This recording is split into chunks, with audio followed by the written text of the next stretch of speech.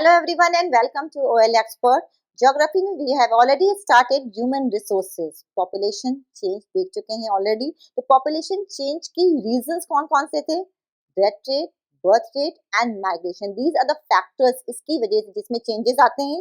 तो population में भी changes आते हैं और ये particularly क्या time to time change होता है. Stable conditions नहीं रहती हैं. And what is the actual pattern of population change?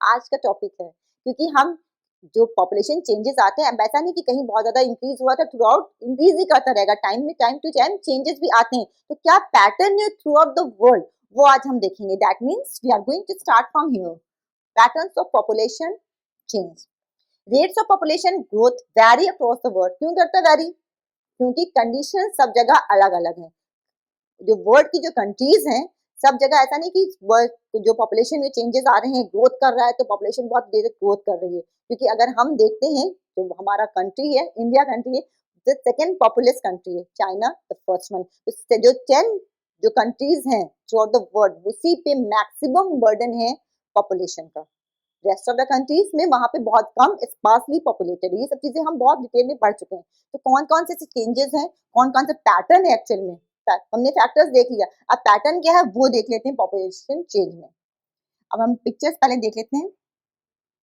ये वर्ल्ड का मैप है इसमें बहुत अच्छे से क्लियर होगा you can C very high population जो ब्लू से दिख रहे हैं जो आपके अफ्रीकन कंट्रीज में भी आ जाता है मैक्सिमम ओके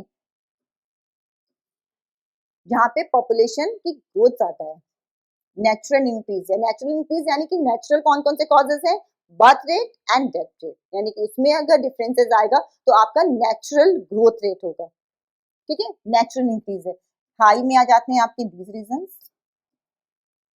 मैक्सिमम जो आपका अफ्रीका का है वहां पे चला जाता है मॉडरेट में आ जाता है ये आपका रीजन लो आ जाते हैं आपके ये ओके तो ये क्या है ये थ्रू आउट द वर्ल्ड है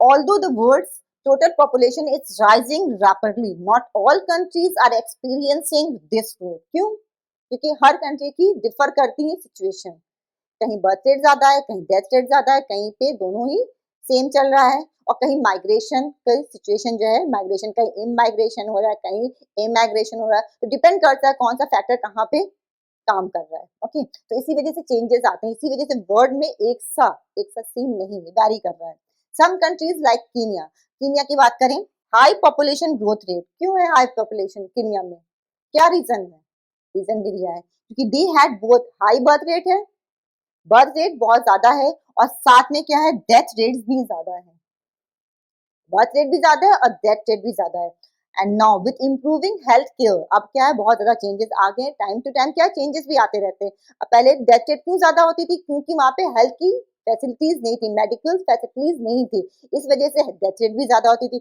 अब क्या है कि अब यहाँ पे डेथ रेट कम हो रही है क्योंकि यहाँ पे हेल्थ की फैसिलिटीज बहुत ज्यादा हो चुकी है मिल चुकी है मेडिकल फैसिलिटीज यहाँ मिल रही है death rates have fallen but क्या है बर्थ रेट कंटिन्यूसली बढ़ती जा रही है डेथ रेट तो कम हो गई है क्योंकि मेडिकल फैसिलिटीज वहां मिल चुकी है बट बर्थ रेट जो है वो इंक्रीज कर रही है तो ऑब्वियस बात है जो ग्रोथ रेट होगी वो तो बढ़ेगी ना क्योंकि लोग कम जा रहे हैं अभी हमने प्रीवियस जो लेक्चर था उसमें हमने देखा था ना कि हमें ग्रोथ रेट कैसे होगा अगर पॉपुलेशन बढ़ रही तो कैसे बढ़ रही है बर्थ रेट ज्यादा है और डेथ रेट कम है तो क्या है पॉपुलेशन ऑब्वियस बात है बढ़ेगी इंक्रीज ही करेगी the same is there with Kenya in other countries like United Kingdom एक तो मैं देख लिया कीनिया की बात कर ली जहां पे क्या है पॉपुलेशन इंक्रीज यानी ग्रोथ रेट यहाँ पे क्या है ज्यादा है हाई ग्रोथ रेट है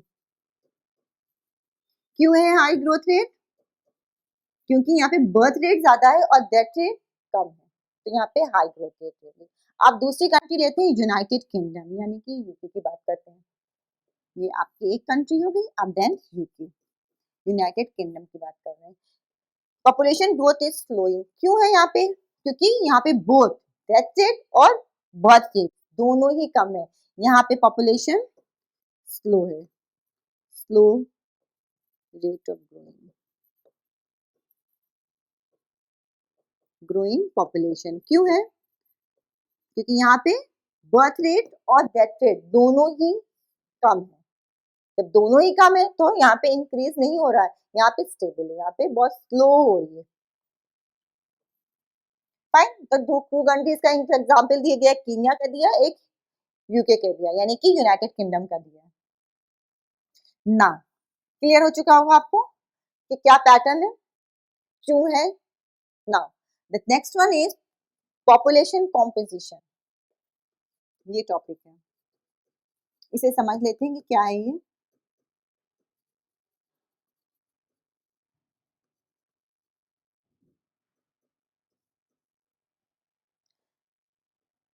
how crowded a country is has little to do with its level of economic development, यानी कि अगर कोई कंट्री कह रहे हैं ना बहुत ज्यादा डेंसली पॉपुलेटेड है, तो कोई जरूरी नहीं है कि वो बहुत ही ज्यादा इकोनॉमिकली बहुत ही ज्यादा एडवांस हो, यानी कि डेवलप्ड हो, ये नहीं है। जो कहते हैं ना कि बहुत ज्यादा डेवलप्ड होगी, हर फैसिलिटीज हर सब बहुत ज्यादा होगी अवेलेबल, तो जरूरी नहीं है कि वही कंट्री जो वहां पे ही पॉपुलेशन का क्राउड ज्यादा रहेगा, ऐसा नहीं है। क्यों?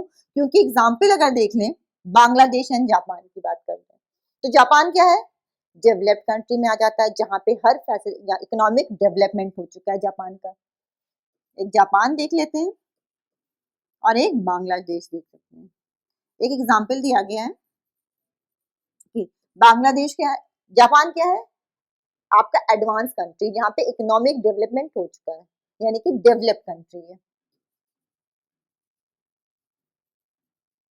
बांग्लादेश इसके रिस्पेक्ट में क्या करेंगे, वो ये डेवलपिंग या अंडर डेवलप कंट्री है,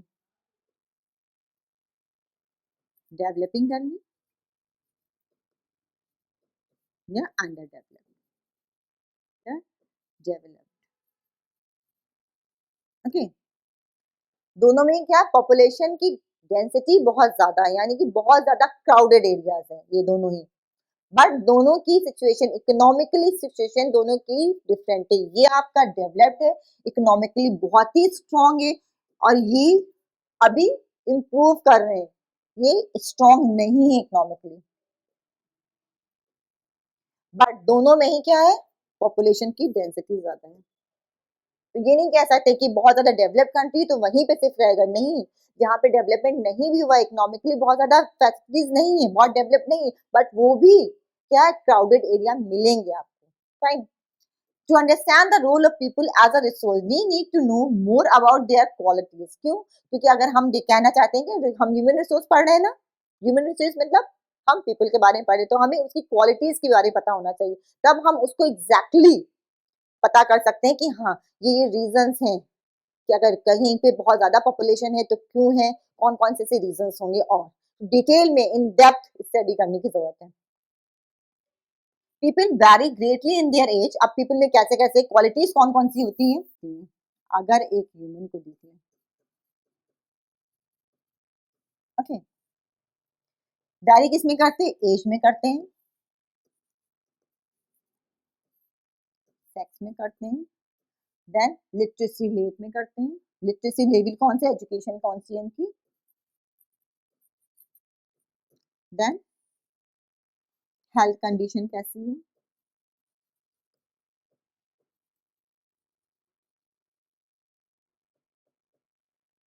ऑक्यूपेशन कैसा है,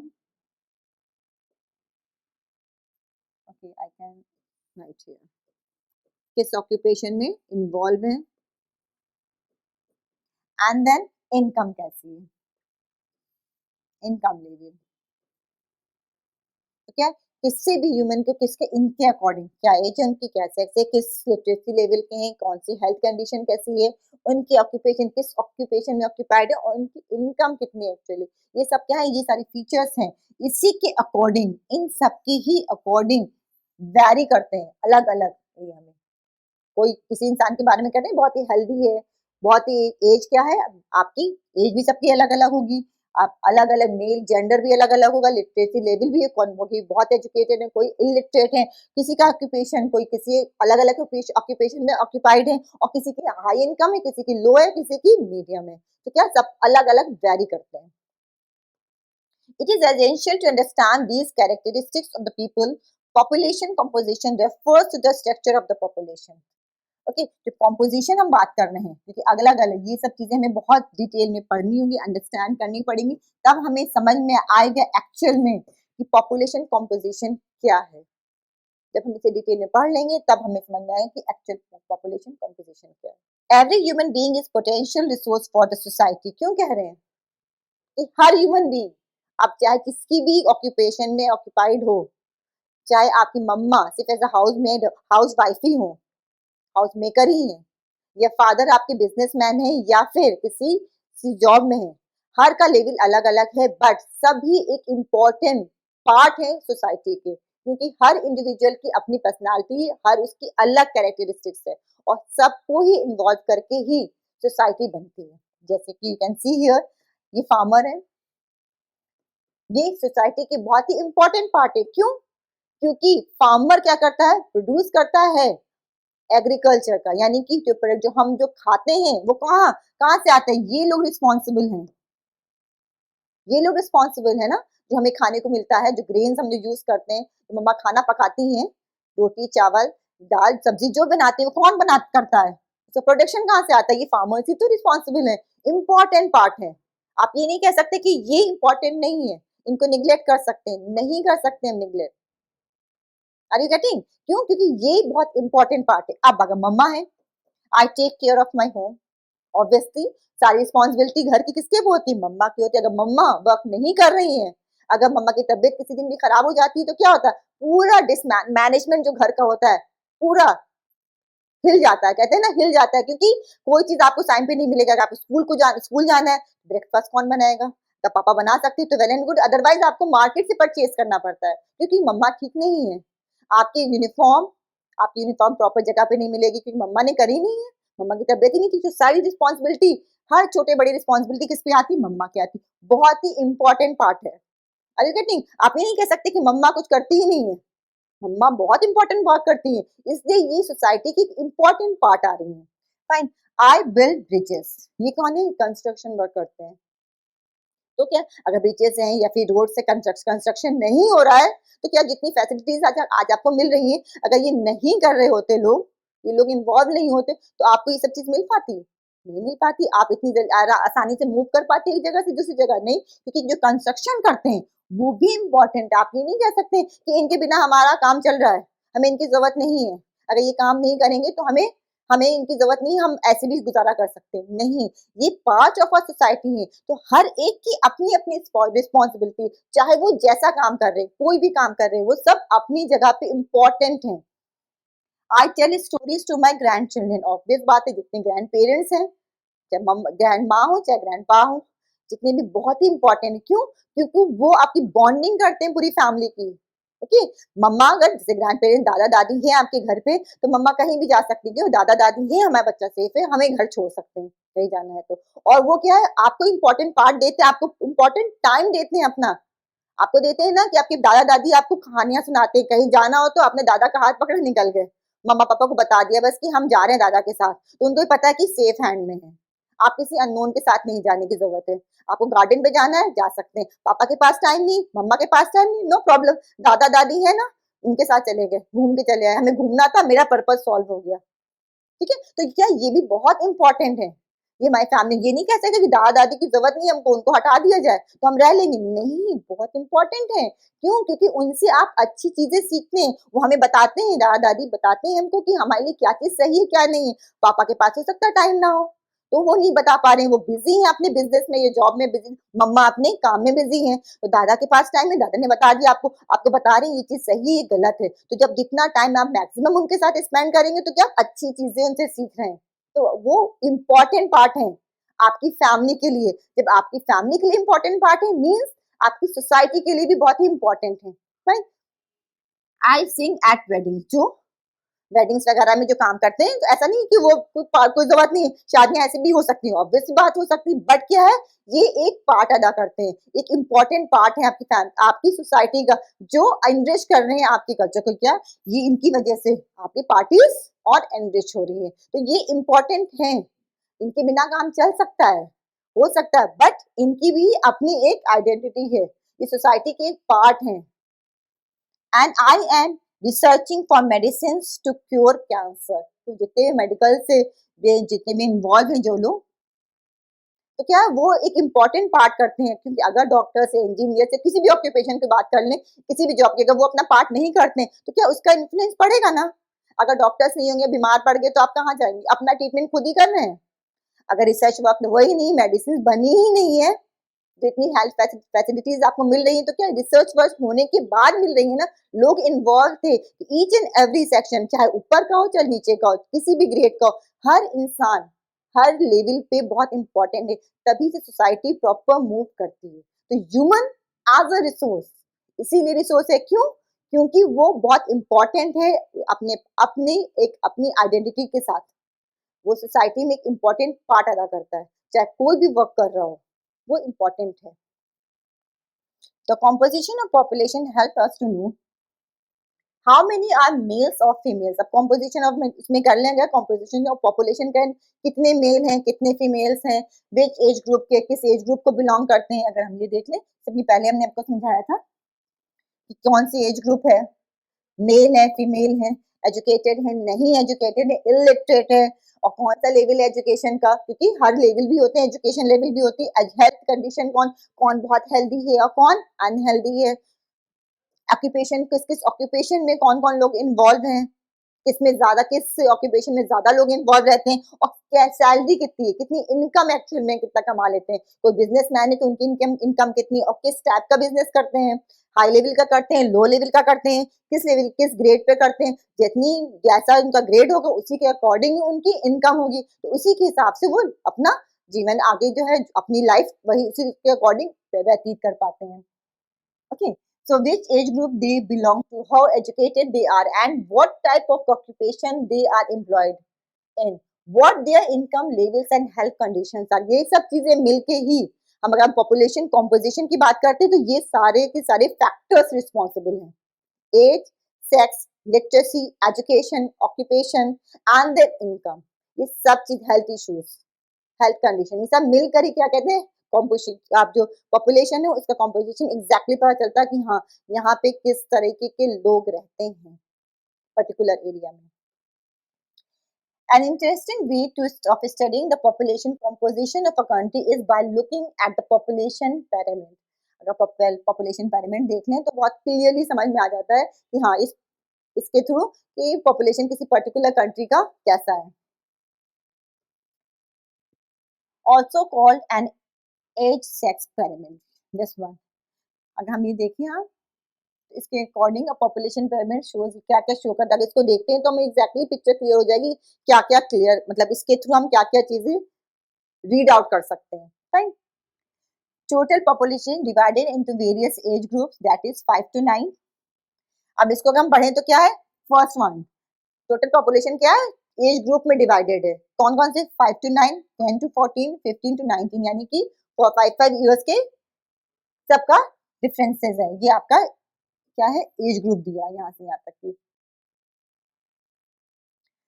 the percentage of the total population सब divided into males and females. अब क्या है, इसमें क्या है, मेल्स और फीमेल्स। अब इसमें भी, इस एज ग्रुप में भी क्या है, कौन कितने फीमेल्स हैं और कितने मेल्स हैं, इसका भी डिवाइडेशन है। यानी कि ये red one females and this one is males. यानी कि 5 to 9 एज ग्रुप में कितने फीमेल्स हैं, दिस वन 0 to 8, यानी कि 8 आपके ये आ जाते हैं, 0 to ओके 5 to 9 आ जाते हैं आपके, दिस वन ग्रेड आ रहा है, 7 female and then 7 male। The shape of the population pyramid tells the story of the people living that particular country। अब अगर शेप जैसा होगा, अगर ऐसा है, डिपेंड करता है कि किस शेप में जा रहा है पिरामिड, उसके अकॉर्डिंग हम बता सकते हैं कि उस पर्टिकुलर कंट्री में एग्जैक्टली पॉपुलेशन कैसी है या पॉपुलेशन का कॉम्पोजिशन कैसा है। The numbers of children below 15 years are shown at the bottom and reflect the level of birth। Okay, you can see here population pyramid of Kenya का दिया है, और यहाँ पे जो दिया है पॉपुलेशन पिरामिड, ये दिया है आपका इंडिया का। इसमें क्या है, 0 to 4 एज, यानी कि आपके इस एज ग्रुप में जो मेल्स और फीमेल्स का क्या एक्चुअल पोजीशन है इंडिया में एंड हियर इन केनिया। क्या एक्चुअल पोजीशन है। The size of the top shows the numbers of aged people above 65 years, यानी कि ये टॉप जो आता है आपका अबव 65, दिस वन कीनिया में कितना है और यहाँ पे कितनी है, reflect the number of death and the population pyramid also tells us how many dependents they are in a country, कितने डिपेंडेंट्स हैं, यानी कि कितने लोग बच्चे जो एक वर्क नहीं करते हैं दूसरे पे डिपेंडेंट है। And next one is the population pyramid of Japan. You can see the difference between this one. Pyramid से आपको शो हो रहा है ना कि कितना है, ये देखिए कर्व आप you can see this one exact and you can see here, ये जापान का है, आपको शेप से क्लियर हो जाएगा कि पॉपुलेशन का कॉम्पोजिशन एग्जैक्टली क्या है। एज ग्रुप सेम है, सेम एज लिया है structure 0 to 4 0 to 4 0 to 4 in these 3 countries, but सबका ही डिफरेंट कर रहा है कर्व। यानी कि अगर जापान की देखें बात तो जापान में क्या है 0 to 4 एज ग्रुप में सिर्फ आपके इतने मेल्स हैं 3 एंड फीमेल्स भी आपकी 3 आते हैं। एंड अगर हम यहाँ देखते हैं तो यहाँ पे कितने हैं 10, मोर देन 10 कीनिया में and more than 10 females and males both are here. अब इंडिया की बात करते हैं तो 7 नियरली एंड 7 का डिफरेंस आप इजिली पिरामिड को देख करके भी क्लियर कर सकते हैं कि अलग अलग कंट्रीज में पॉपुलेशन का कॉम्पोजिशन डिफर करता है। The population pyramid of a country in which birth and death rates both are high is broad at the base and rapidly narrows towards the top. यहाँ पे बर्थ और death rate दोनों ही ज्यादा है, वहां पे क्या, वहां पे इस शेप में जाएगा, बर्थ रेट भी ज्यादा है और डेथ रेट भी ज्यादा है, तो ऑब्वियसली जो है आपके टॉप जो बॉटम है वो आपका ब्रॉड होगा और टॉप आपका नैरो होगा। This is because although many children are born, a large percentage of people die in their infancy. क्योंकि वहाँ पे मेडिकल इश्यू है, फैसिलिटीज नहीं है, तो जितने बर्थ तो हो रहे हैं बट वो इन्फेंट ही डेथ कर जाते हैं। Relatively few become adults and there are very few old people. क्योंकि जो डेथ रेट क्यों ज्यादा है, क्योंकि हम मेडिकल फैसिलिटीज नहीं है, तो जब बचपन में ही डेथ हो जाती है ऑब्वियस बात है, तो वहाँ पे यंग और जो यंग भी बहुत कम मिलेंगे, और क्योंकि फैसिलिटीज नहीं है तो ओल्ड एज पे भी चाहिए होती है मेडिकल फैसिलिटीज, उस टाइम पे भी नहीं मिल रही, तो वहां पे उस टाइम भी ओल्ड की भी लोग बहुत कम मिलेंगे। This situation is typified by the pyramid shown for Kenya. ये कीनिया के थ्रू समझ में आ रहा है क्यों, क्योंकि यहाँ पे birth rate and death rate बहुत ज्यादा है। You can see this one graph here, ये आप कोरिलेट कर सकते हैं विद कीनिया, क्योंकि यहाँ पे ब्रॉड आपका क्या है बेस है एंड नैरो हो जा रहा है टॉप आपका, क्योंकि यहाँ पे बर्थ रेट और डेथ रेट दोनों ही ज्यादा है। Clear. In countries where death rate specially among the very young, death rate are decreasing, the pyramid is broad in the younger age group because more infant survive to adulthood. क्योंकि जहाँ पे medical facilities हैं तो वहाँ पे क्या birth rate बढ़ तो रही है मगर डेथ रेट कम हो रही है। This can be seen in pyramid of India. You can see here in India, जहाँ पे क्या है बर्थ रेट है मगर डेथ रेट भी कम हो रही, क्यों, क्योंकि यहाँ पे मेडिकल फैसिलिटीज मिल जा रही हैं, तो यहाँ पे डेथ कम हो रही, लोग यंग एज यानी कि एडल्ट तक ही पहुंच जाते हैं। Such population contain a relatively large number of young people and which means a strong and expanding labor force. और इसी की वजह से लार्ज नंबर हो जा रहा है आपका क्या, यहाँ पे यंग लोगों का, और यहाँ पे लेबर क्लास इसीलिए वर्कर्स बहुत ही ज्यादा मिलेंगे। ये कहा है इंडिया की बात कर रहे हैं। ना in countries like Japan low birth rates है, बर्थ रेट लो है आपका, देख रहे हैं ना, and make the pyramid narrow at the base. Birth rate यहाँ पे चाहे मेल हो चाहे फीमेल, यहाँ पे बर्थ रेट कम है, यहाँ पे क्या था, यहाँ पे भी ज्यादा था, यहाँ पे भी ज्यादा था, यहाँ पे डेथ रेट कम था, यहाँ पे बर्थ और डेथ रेट दोनों ही ज्यादा है। क्लियर हो रहा है, यहाँ पे बर्थ रेट ज्यादा है, डेथ रेट कम है। अब यहाँ पे क्या है, यहाँ पे बर्थ रेट कम है, डेथ रेट भी कम है। जापान की बात कर रहे हैं।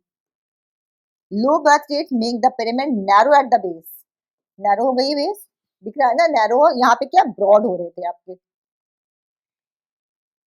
Decrease death rate allow numbers of people to reach old age. अब क्या है यहाँ पे डेथ, क्योंकि ये बहुत ही एडवांस है, डेवलप्ड कंट्रीज है, बर्थ रेट भी कम है, डेथ रेट भी कम है, तो यहाँ पे मेडिकल फैसिलिटीज है पूरी, तो यहाँ पे लोग क्या है ओल्ड एज तक की बढ़ जाते हैं। यहाँ जहाँ तक ग्रोथ कर जा रही है, बट क्योंकि बर्थ रेट कम है तो उसी स्पीड में जाएंगे ना, उसी शेप में जाएंगे। जितने लोग होंगे उतने ही तो ओल्ड एज में भी जाएंगे, जितनी बर्थ होगी उतनी तो ओल्ड एज में भी जा पाएंगे ना। ऐसा तो है नहीं बर्थ रेट कम है ओल्ड एज में ज्यादा नंबर हो जाएंगे, नहीं, जितनी बर्थ रेट होगी उनकी उसी के अकॉर्डिंग ही तो ओल्ड एज पे लोग पहुंचेंगे। तो क्या इस टाइप से आपको पिरामिड मिलेगा, नैरो आपको बेस मिलेगा। ये कहा, ये जापान की बात कर रहे हैं। तो क्या अलग अलग कंट्रीज में कॉम्पोजिशन ऑफ पीपल क्या आपको दिख रहा है ना, डिफर कर रहा है। जैसी कंट्री है, जैसा वहां का स्ट्रक्चर है, यानी कि बर्थ रेट डेथ रेट जैसा है उसके अकॉर्डिंग ही वहां पे लोगों का आपको पिरामिड के थ्रू क्लियर हो रहा है सीन कि वहां पे एक्चुअल कॉम्पोजिशन कैसी है।